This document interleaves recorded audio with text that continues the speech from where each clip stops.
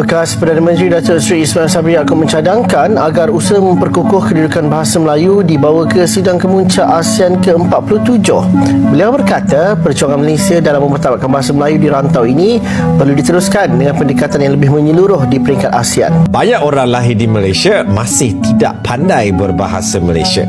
Mungkin topik yang boleh juga dijadikan perbincangan di masa hadapan. Dan saya setuju 100%. Wait. Ranjan, my name is Ranjan. Where you from, bro? Malaysia. What do you do for a living? Nothing, I'm in school. What type of red flag in a girl? Red flag, too many guy friends. But I mean, you can trust the girl, but you can't trust the guy, you know? Kau cakap bahasa Melayu faham tak? No, like Not what? One thing that you don't like about Malaysia? Racism, a little bit lah. Like they see you like Indian, or that means like, slightly this, Things like a couple should not do before marriage. I think shouldn't stay together lah. Keep some surprise lah after marriage, you know? Not same board already. About like sex before marriage? No, I don't think so. Don't forget to follow Short Gang.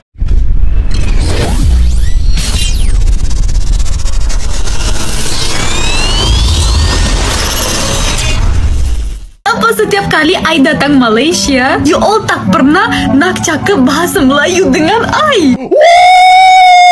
I selalu try practice my Malay sebab bahasa Melayu ni sikit lain dengan bahasa Indonesia kan. But setiap kali I cakap, you guys terus jawab in English. Like hello lah. Janganlah. I tanya, boleh cakap Melayu tak orang Malaysia? Yes of course, but we can speak English. No.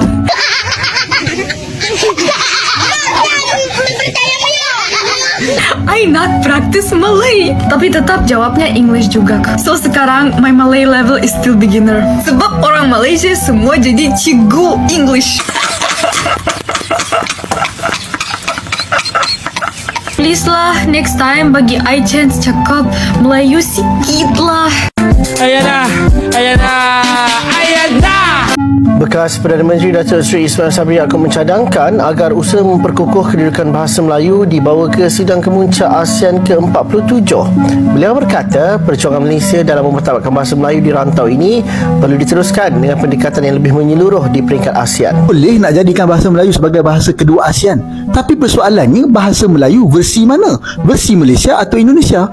Yang ini kita kena jelas ya. Walaupun kalian mengatakan akar bahasa Indonesia adalah bahasa Melayu, namun slang dan perkataan serta ayat mereka sangat berbeza dengan bahasa Melayu versi Malaysia.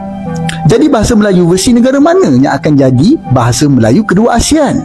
Kalau tanya saya lah kan, bahasa Melayu versi Indonesia lebih layak. Sebab apa? Sebab bukankah pemimpin dan rakyat Malaysia sendiri terhegeh-hegeh menggunakan bahasa Melayu versi Indonesia?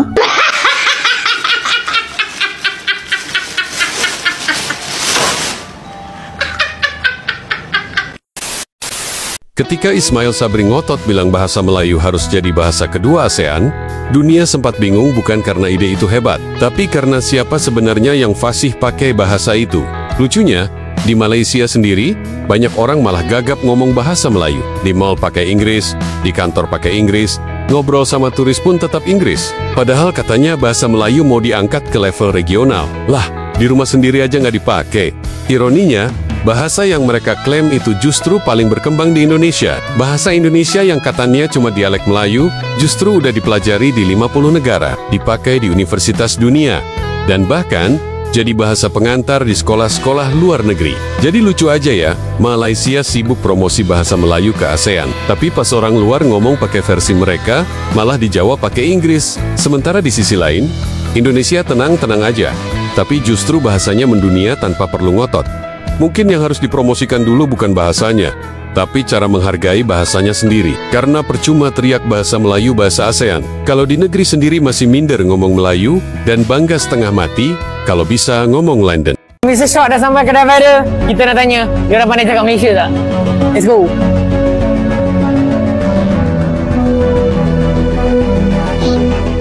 Hello. Hai, I mau tanya, you dekat Malaysia sudah berapa lama? You Melayu faham? Ni tak faham, semua tak faham Malay. No, don't understand Malay ah? Huh? So, not understand Malay, only English. Dia tak pandai cakap Melayu. Banyak orang lahir di Malaysia masih tidak pandai berbahasa Malaysia.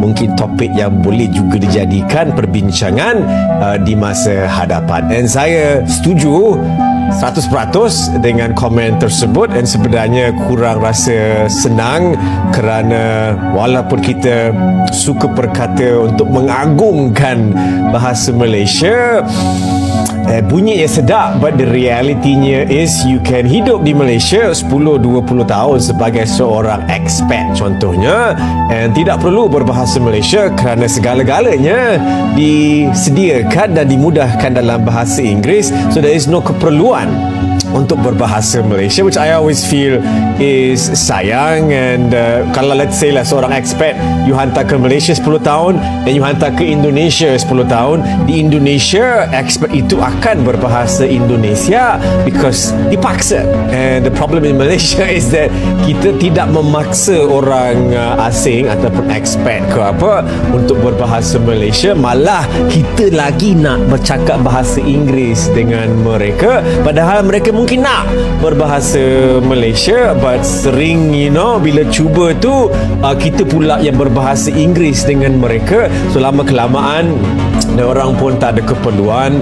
Ya, jadi apakah pandangan anda berkenaan dengan orang yang lahir di Malaysia atau tinggal atau hidup atau kerja di Malaysia tidak boleh berbahasa Malaysia langsung? Apakah puncanya dan bagaimana kita boleh mengagungkan sebenarnya bahasa Malaysia tersayang kita, yang saya rasa sayang sebenarnya kalau tak dapat nak mempelajari sesuatu bahasa, lagi-lagi bila you lahir dan tinggal di negara tersebut. Ya, tinggalkan dalam ruangan komen dan kita akan bincangkan perhaps dalam video-video yang selanjutnya.